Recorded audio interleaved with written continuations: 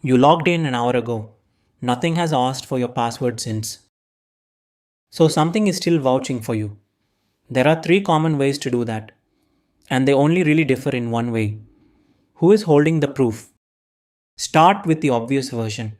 Just send the password again on every request. It does work. The server checks it and lets you through. But now your password is on the wire constantly. Every request carries it, every log might record it, every server in between could keep a copy. So instead, you hand it over once and carry something else around. That's the whole idea. Everything after this is just a different kind of ticket.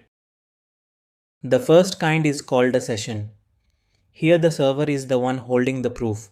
It remembers you, and you just carry a claim check. You log in once. The server writes down who you are and keeps that note itself. It gives you back a number, and your browser stores it. From then on, every request shows the number and the server looks up the note. And that number really is all it is. If you open your browser's cookies right now, you'll find something like this: a name and a long random value. It doesn't contain your name, your email, or your permissions. Steal it and you've stolen a ticket stub. Which means the number by itself is worthless. All the meaning lives on the server, and that's the trade you're making. You've almost certainly used this today.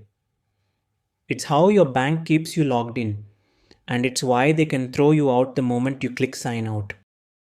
The second kind flips that around. The server stops writing anything down and hands you a note it has signed. You carry the proof yourself. That signed note is what people mean when they say JWT. You log in, and instead of storing a record, the server writes a short note: who you are, what you're allowed to do when it stops being valid, and signs it. You carry that note. On every request, the server just checks the signature is genuine and trusts what the note says. A token looks intimidating, but it's three chunks separated by dots. The first says how it was signed. The middle is the actual message about you, and it isn't even encrypted. Anyone can read it. The last chunk is the signature, which is the part that proves nobody changed the middle. Which brings up the catch. With a session, logging someone out is deleting a note. With a signed token, there's nothing to delete. It stays valid until it expires, because you cannot unsign a signature. It's a passport, not a guest list. Nobody phones head office when you show it.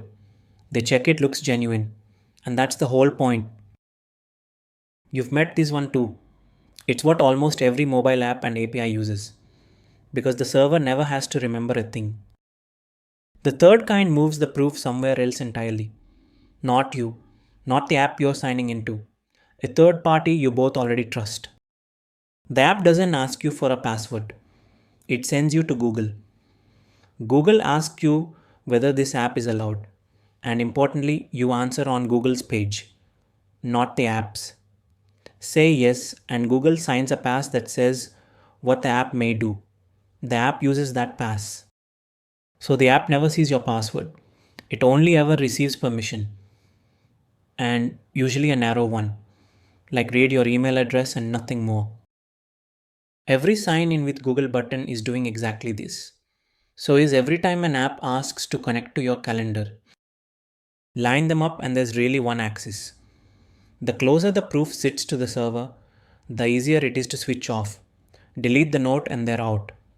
The closer it sits to you, the less work the server does. So the further it scales. You don't get both ends. So asking which is best doesn't help. A bank wants to switch you off instantly. An API serving millions wants to never look anything up. Plenty of systems run two of these side by side. Group them by where the proof lives.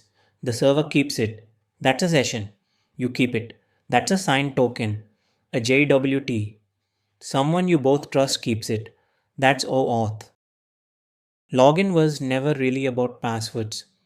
It's about deciding who keeps the proof and living with what that choice costs you.